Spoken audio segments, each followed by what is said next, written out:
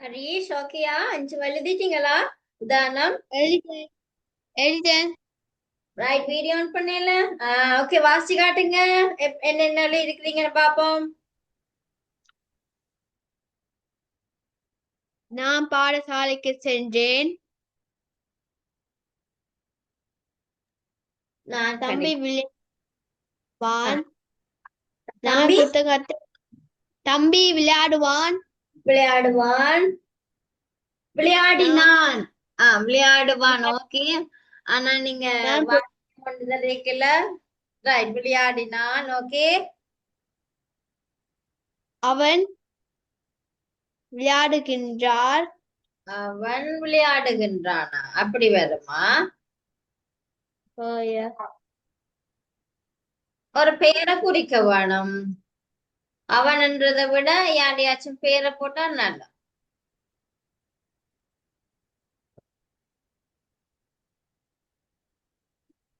இன்னொன்று. நான் புத்தகத்தில் எழுதினேன். நான் புத்தகத்தில் எழுதினேன். இதுல ரெண்டு பேச்சொல் வந்துட்டேன். நான் புத்தகத்தில் எழுதினேன். ரெண்டு பேச்சொல் வந்துட்டேன். ஆனா உங்களுக்கு ஒரு பேச்சொல் தானே வர வேணும். ஒரு பேச்சொல் வர மாதிரிதான் தனி வாக்கியம். நான் எழுதினேன். நான் எழுதினேன். புத்தகத்தில் இருந்ததை வெட்டிட்டு நான் எழுதினேன். ஒரு எழுவாயும் ஒரு பயனிலையும் வந்தா தான் அது எனது தனி வாக்கியம். இல்லாட்டிக்கு அது கூட்டு வாக்கியமா போயிடும். ரெண்டு எழுவாய் வந்தா. விளங்குதா ஹரீஷ்? விளங்குது. அப்ப எப்படி எழுத வேணாம்? திருப்பி வாசி காட்டுங்க நீங்க எழுதினதுகளை.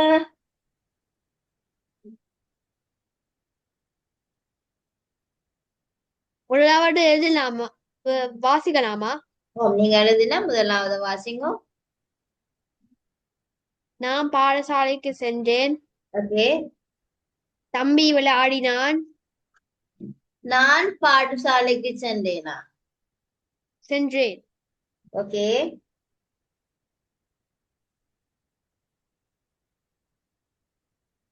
நான் புத்தகத்தில் எழுதுவேன். எழுதுவேன்.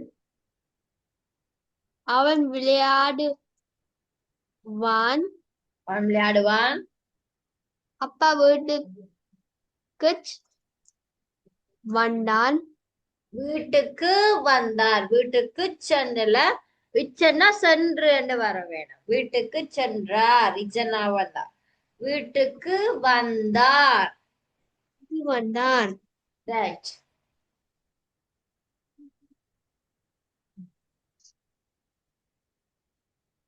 முடிஞ்சதா? ரைட். அடுத்து நாங்க பார்க்க போறோம்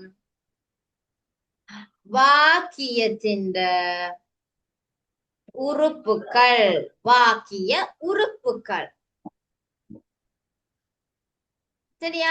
வாக்கியம் ஒன்றுல இருக்க வேண்டிய உறுப்புகள் என்னென்னு சொன்னா எழுவாய், பயனிலை, மற்றது திணை, எழுவாய் எண்.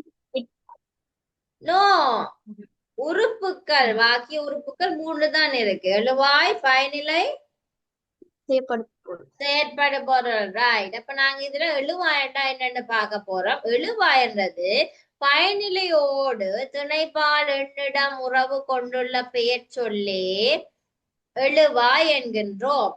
இதுல நீங்க பாத்தீங்கன்னா ஒரு எழுவாய் எழுவாய் என்று வாரதுல திணைப்பால் எண்ணிடம் உறவு என்ற உறுப்புகள் காணப்படும். கூறுகள் காணப்படும். சரியா? இதுல பாருங்க, எடுத்துக்காட்டு. அண்ணன் வந்தான். அண்ணன் என்றது உயர்திணை. பாலுக்கு பார்த்தா ஆண் பால். எண்ணண்டு பார்த்தா ஒருமை. இடம் என்று பார்த்தா என்னது? இடம் என்னது? அண்ணன். அண்ணன் எஸ். வந்தான். இடம் இடம் என்னண்டு இடம் பெறும்? தன்மை. தன்மை. அண்ணன். அண்ணன் தன்மையா? இல்ல பழக்கை. கடற்கை. வந்தான். வந்தான் என்னது இறந்த காலத்தை குறிக்குது என்ன வந்தான் ரைட் ஓகே காகம் கரைந்தது திணை என்னது அகரிணை பால் அக்ரிணை என்னது பால் ஆ ஒன்றன் பால் ஒன்றன்பால் எண் ஒருமை ஒருமை இடம் பலர்கை படற்கை ரைட் தேனீக்கள் பறந்தன இதுல திணை அக்ரிணை அகரிணை பால் பலவின் பால் களவின் பால் எண் பன்மை தன்மை இடம் பலர்கை ஆ? பலர்கை படற்கை தேனீக்கள் பறந்தன ரைட்டா சோ அப்ப எல்லா எழுவாயிலையும் நாங்க என்னத்தை பார்க்கலாம் ஹரிஷ் திணை பால் எண்ணிடம் உறவு என்ற கூறுகளை நாங்க இனம் காணலாம் சோ அப்படி இனம் காணக்கூடிய சொற்களை தான் நாங்க எப்படி சொல்லுவோம் எழுவாய் என்று சொல்லி சொல்லுவோம் ரைட்டா பயனிலையோடு நாங்க இந்த திணை பால் எண்ணிட உறவு கொண்டுள்ள சொற்களை தான் நாங்க என்ன சொல்லுவோம் எழுவாய் என்கின்றோம் சரியா அடுத்து பயனிலை பயனிலை என்றா என்னது ஒரு வாக்கியத்தின் கருத்து கருத்து முற்றுப்படும் இடம் பயனிலை ஆகும் இல்லாட்டிக்கு ஒரு செயலை குறிப்பது இல்ல ஒரு செயலை குறிப்பது பயனிலை ஆகும் இதுல பாத்தீங்கன்னா பயனிலை பெரும்பாலும் வினை சொற்களாகவே அமைவன நாங்க உங்களுக்கு தெரியும் எப்பவுமே அது ஒரு வினை சொல் ஒரு செயலை குறிக்கிறதாய் அமையும் பெயர் சொற்களும் பயனிலையாக வருவதுண்டு பெயர் சொற்களும் பயனிலையாக வருவதுண்டு இதுல பாருங்க பாரதியார் சிறந்த புலவர் ரைட்டா புலமை என்றது புலவர் சிறந்த புலவர் அப்படின்னு சொல்லிக்க இதுல எது பயனிலை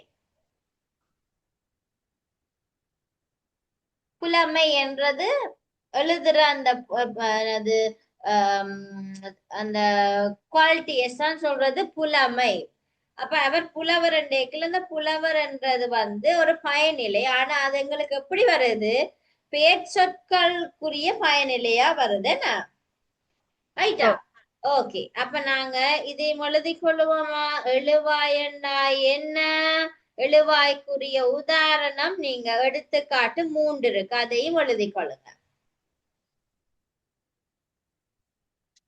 எழுதுறீங்களா ஹரீஷ் ஓஎஸ் 11 இத முடிச்சாதான் நாங்க அந்த பேப்பர் செய்யலாம் இதுல பாருங்க பாருங்க அறுவகை பெயர்களை அடிப்படையாக கொண்டு வகைப்படுத்தட்டா இல்ல வாக்கியத்தின் அடிப்படை உறுப்புகள் என்னன்னு இருக்கு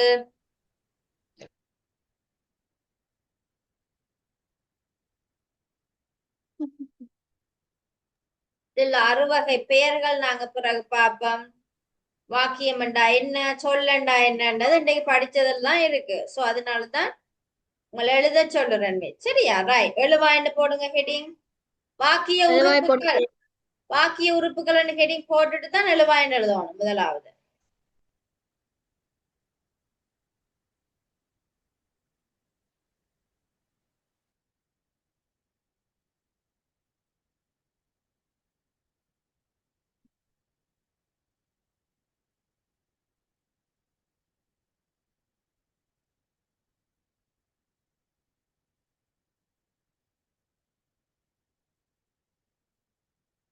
எழுதிட்டேன்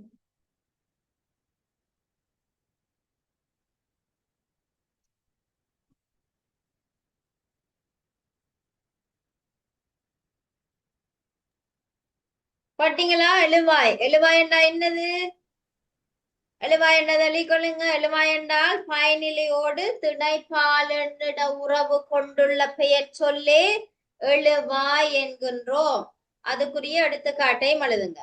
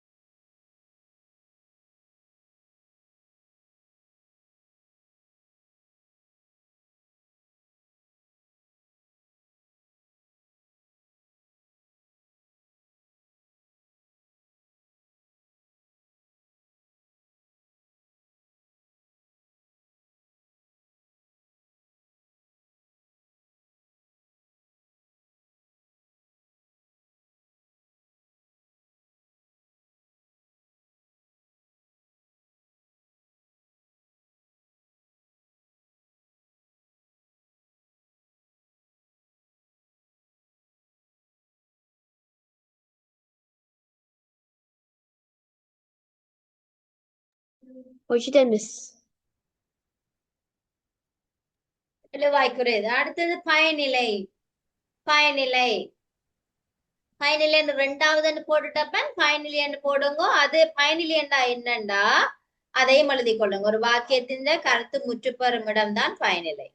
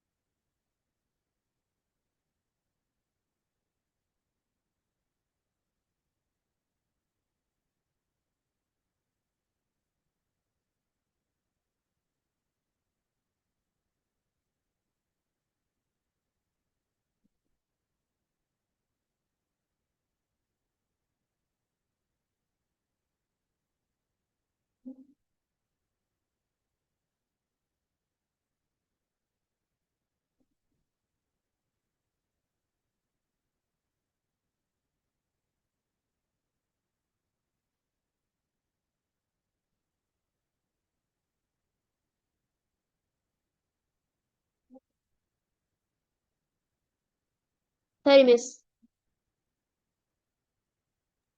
பயனிலையோடு எழுதக்கூடிய சில வாக்கியங்கள் எழுதி காட்டுங்க பாப்போம் ஹரிஷ். முதலாவது உதாரணம் ஒன்று போட்டுட்டு எழுதினீங்க தானே.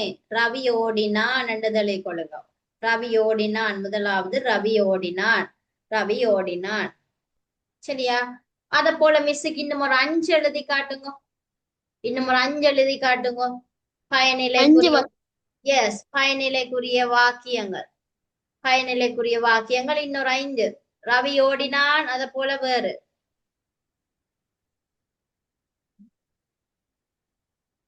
ரவி வேகமாக ஓடினான். ஓகே.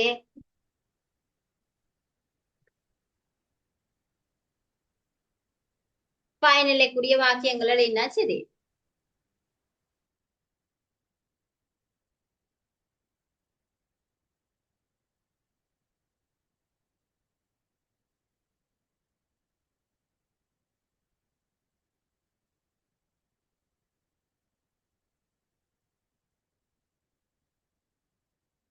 ஐந்து வசனம் எழுதணுமா?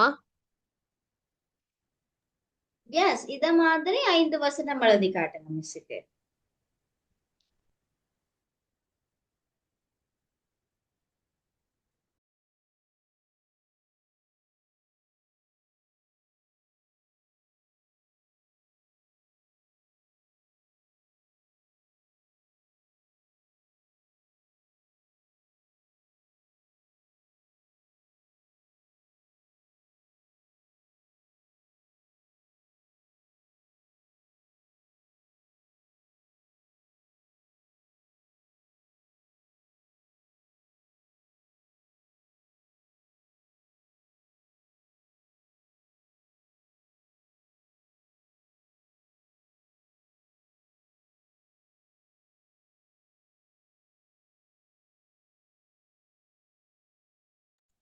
ஓகே ஹரிஷ், ஏதாச்சும் மிஸ் ஹெல்ப் பண்றதா?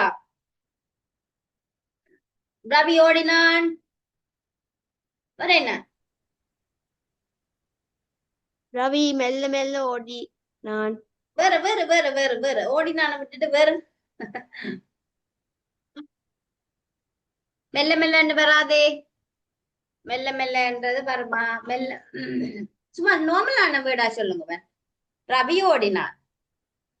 நான் பாடினேன். அம்மா சமைத்தார். அப்பா வேலைக்கு சென்றார். அந்த மாதிரி சின்ன வசனம் எழுதினா காணும். எழுதுங்க பாப்போம். ஓகே.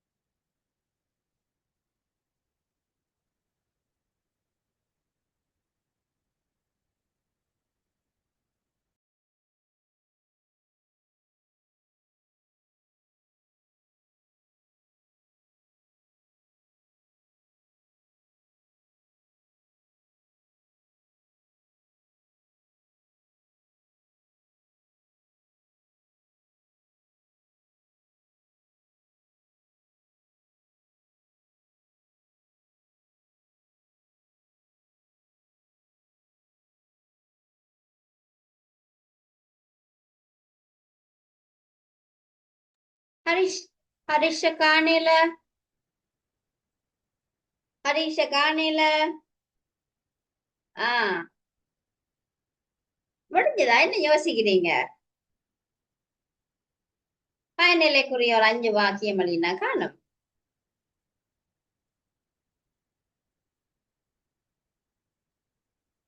எழுதினதை வாச்சு சொல்லுங்க மிஸ்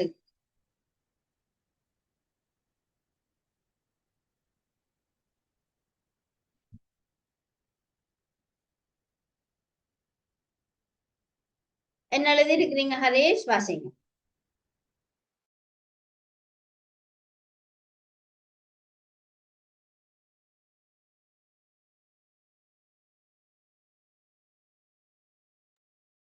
ஹரீஷ் கதைக்கிறது விளங்கல வாசியதை சொல்லுங்க அன்மியூட் பண்ணுங்க ரைட் ரவி ஓடினான். ரவி ஓடினான் அப்பா சாப்பிடுகின்றான். அப்பா சாப்பிடுகிறார் ம் அம்மா கின்றான் சமைத்தார். வராது அப்பா சாப்பிடுகின்றான் என்று வராது அப்பா சாப்பிடுகிறார் மரியாதையா சொல்லணும் அப்பா சாப்பிடுகிறார் அம்மா சமைத்தாள். அம்மா சமைத்தாள்